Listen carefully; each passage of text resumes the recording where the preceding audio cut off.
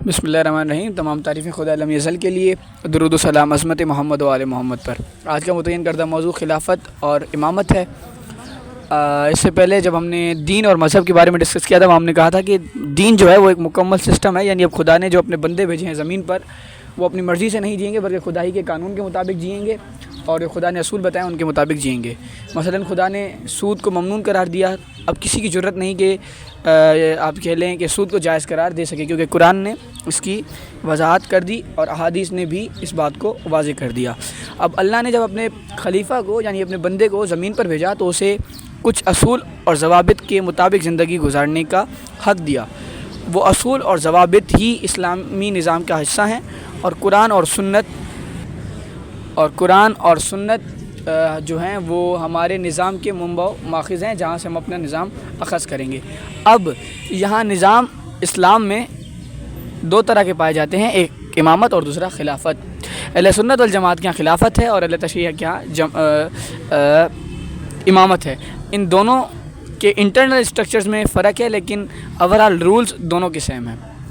اور یہ سٹارٹ کہاں سے ہوا؟ یہ سٹارٹ ہوا 18 ذوالحجہ خطبہ حجۃ الوداع کے بعد، غدیر خم پہ جو نبی کرم صلی اللہ علیہ وسلم نے خطبہ دیا، وہاں سے یہ کانسیپٹ امامت کا پیدا ہوا۔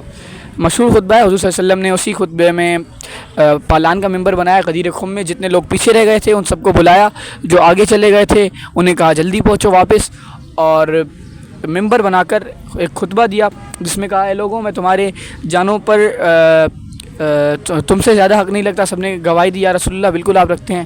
اس کے بعد حضور صلی اللہ علیہ وسلم نے حضرت علی کا کچھ روایت میں ہاتھ پکڑ کر اور کچھ میں بغلوں سے پکڑ کر بلند کر کے فرمایا من کنت مولا فازا علی مولا، کہ جس کا میں مولا اس کا علی مولا۔ اب یہاں سے دو ترجمے کیے جاتے ہیں، ایک دوست کا اور ایک مولا کا۔ مختصر سی بات یہ ہے اور مختصر سا میرا ان کو جواب یہ ہے کہ جو رسول کو جنہوں نے دوست سمجھا ہے ان کا ایمان ہی مکمل نہیں، کیونکہ حضور صلی اللہ علیہ وسلم بذات خود کہہ کے گئے میں تو مومن اس وقت نہیں بن سکتے جب تک میں تمہیں اپنی جانوں سے زیادہ عزیز نہ ہوں۔ اسی لیے حضور ہمارے آقا ہیں، اور حضور آقا ہیں تو حضور کے کہنے کی وجہ سے علی ہمارے آقا ہیں۔ بہرحال یہ ایک الگ بحث ہے۔ اس کے بعد یہاں سے پہلا نظریہ پیدا ہوا امامت کا۔ اس خطبے کے بعد حضور صلی اللہ علیہ وسلم کی رحلت ہوئی اسی سال، یعنی 12 ربیع الاول کو محرم میں سال چینج ہو گیا، یعنی اس سے تقریباً 2.5 مہینے کے گیپ پر رحلت ہوئی۔ کچھ روایت میں 28 سفر اور کچھ میں 12، یعنی کچھ کے مطابق 2.5 مہینے کا گیپ ہے اور کچھ کے مطابق 2 مہینے 24 دن کے بعد اس خطبے کے حضور صلی اللہ علیہ وسلم کی رحلت ہو گئی۔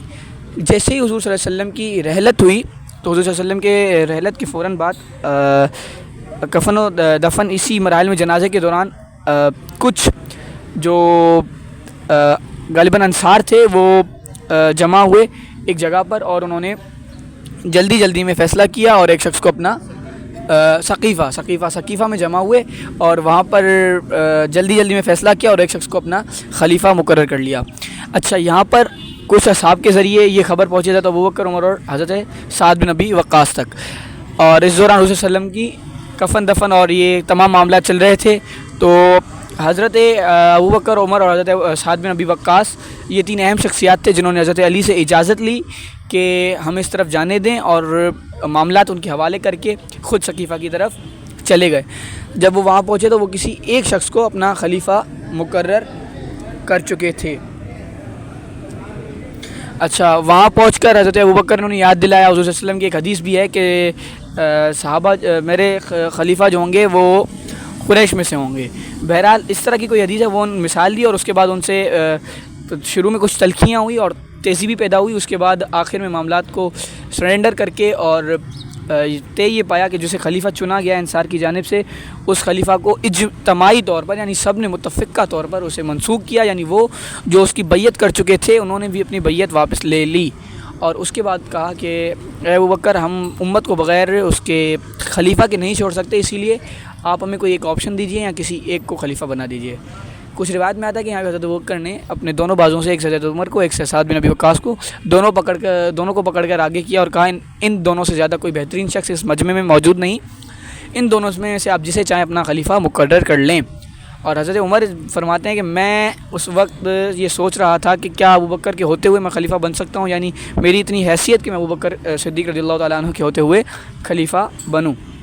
بہرحال کچھ معاملات ہوئے، اس کے بعد سب سے پہلے حضرت عمر نے غالباً حضرت ابوبکر کے ہاتھ پہ بیعت کی، اس کے بعد دوسرے صحابہ نے بھی، بیعت کے بعد دیگر حضرت ابوبکر کے ہاتھ پر بیعت کی۔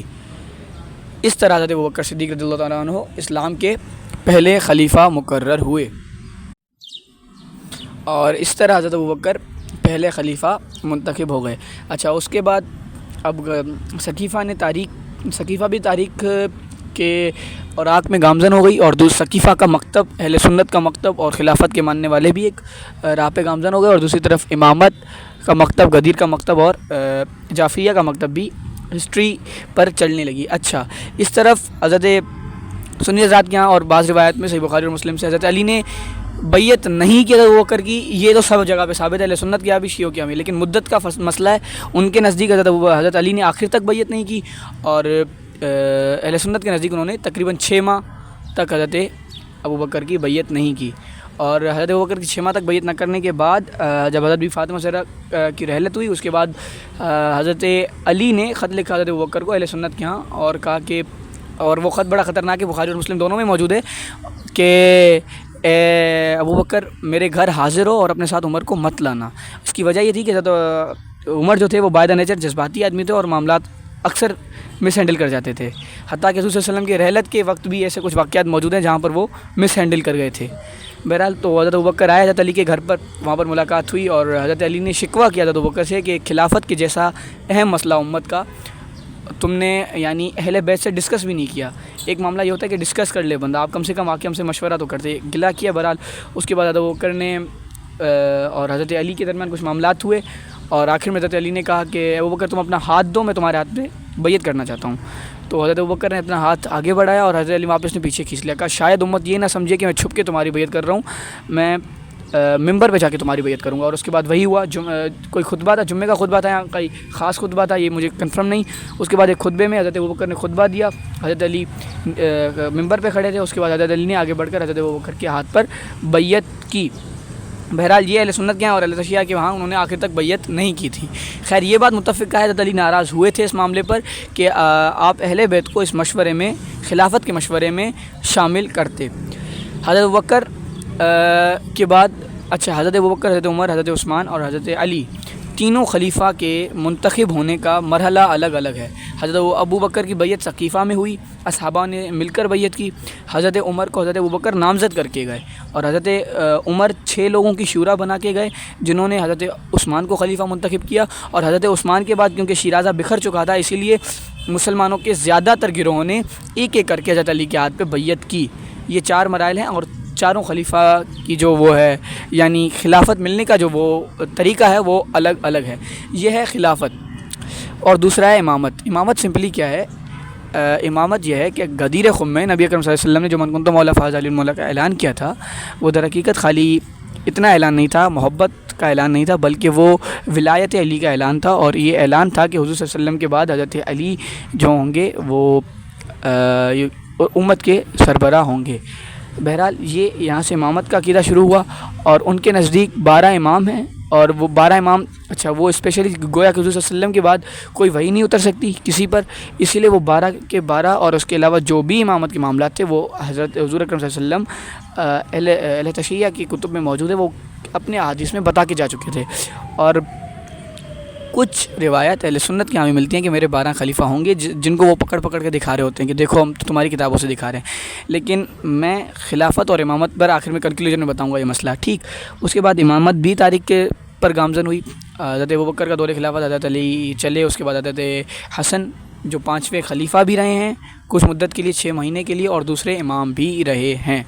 بہرحال اچھا، اب امامت چلی، حضرت علی، حضرت علی والے کے بعد امام حسن، حضرت امام حسن کے بعد حضرت امام حسین، حضرت امام حسین کے بعد حضرت زین العابدین، حضرت زین العابدین کے بعد محمد باقر، محمد باقر کے بعد جعفر صادق، جعفر صادق کے بعد موسیٰ کاظم، موسیٰ کاظم کے بعد علی رضا، علی رضا کے بعد محمد تقی، علی نقی، اور اس کے بعد حسن عسکری۔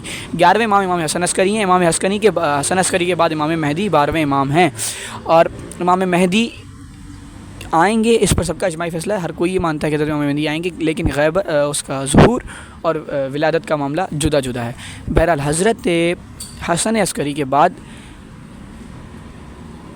امامت کے ماننے والوں کے ہاں ایک نیا مرحلہ اسٹارٹ ہوا. پہلا مرحلہ تھا سقوط کا, یعنی امامت چلتی رہی لیکن سقوط کے ساتھ, یعنی جیسے خلافت جو تھی وہ اوورحال چھائی ہوئی تھی یعنی دنیا پر, وہ حکومت جس کے ہاتھ میں تھا وہی خلیفہ وقت تھا, لیکن حضرت علی امام تھے لیکن ان کے ہاتھ میں حکومت نہیں تھی. امامت میں حضرت حسن امام تھے لیکن ان کے ہاتھ میں حکومت نہیں تھی. اسی طرح باقی اماموں کا بھی معاملہ رہا. بہرحال حضرت امام حسن عسکری کے بعد غیبت کبریٰ کا مرحلہ شروع ہوتا ہے, یعنی ایک ایسی غیبت جس میں امام جو ہیں, امام وقت جو ہیں, امام حجت جو ہیں وہ پردے میں ہیں, اور اب جو صاحب علم ہوں گے, مرجع وقت ہوں گے, مرجع شریعت ہوں گے, وہ خدا کے اصولوں کے مطابق اور قرآن و سنت کے اصولوں کے مطابق ایک اسلامی ریاست کو چلائیں گے. سود ہو, چاہے امامت میں ہو چاہے خلافت میں ہو, دونوں میں حرام ہے. بس مسئلہ اتنا ہے کہ دونوں میں انٹرنل اسٹرکچرز کا فرق ہے. خلافت میں اختیار ہے آپ کو خلیفہ منتخب کرنے کا, اور امامت میں خلیفہ وقت جو ہے یا امام جو ہے وہ اپوائنٹڈ بائی گاڈ ہوتا ہے. یہ فرق ہے امامت اور خلافت میں تھوڑا. یہ ہے خلافت اور امامت کا سمپلی آپ کہہ لیں ہسٹری. اچھا, اب اس کے بعد خلافت اختتام پذیر ہوئی 30 سال کی مدت کے بعد. حضرت امام حسن کی خلافت کو کاؤنٹ کر کے 30 سال بنتے ہیں, جو کہ حضرت صلی اللہ علیہ وسلم کی ایک حدیث بھی تھی.